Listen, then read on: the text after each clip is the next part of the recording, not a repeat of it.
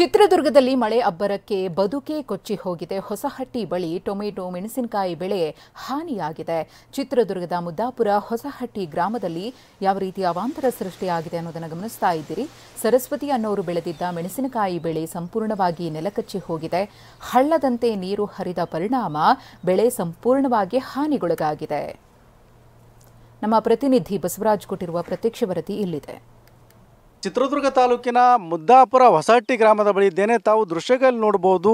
ನನ್ನ ಎಡಬದಿಯಲ್ಲಿ ತಾವು ದೃಶ್ಯಗಳಲ್ಲಿ ನೋಡಿದರೆ ಗೊತ್ತಾಗುತ್ತೆ ರಾತ್ರಿ ಸುರಿದಿರ್ತಕ್ಕಂಥ ಮಳೆ ಎಷ್ಟೊಂದು ಭೀಕರ ಆಗಿತ್ತು ಅಂತಕ್ಕಂಥದ್ದು. ಯಾಕಂತಂದರೆ ಈ ಒಂದು ಜಮೀನಿನಲ್ಲಿ ಸಂಪೂರ್ಣವಾಗಿ ಹಳ್ಳದ ರೀತಿಯಲ್ಲಿ ನೀರು ಹರಿದು ಹೋಗಿದೆ. ಪರಿಣಾಮ ಏನಂತಂದರೆ ಅಪಾರ ಪ್ರಮಾಣದ ಟೊಮಾಟೊ ಮತ್ತು ಮೆಣಸಿನಕಾಯಿ ಬೆಳೆ ಕೂಡ ಇಲ್ಲಿ ನಾಶ ಆಗಿರ್ತಕ್ಕಂಥದ್ದು.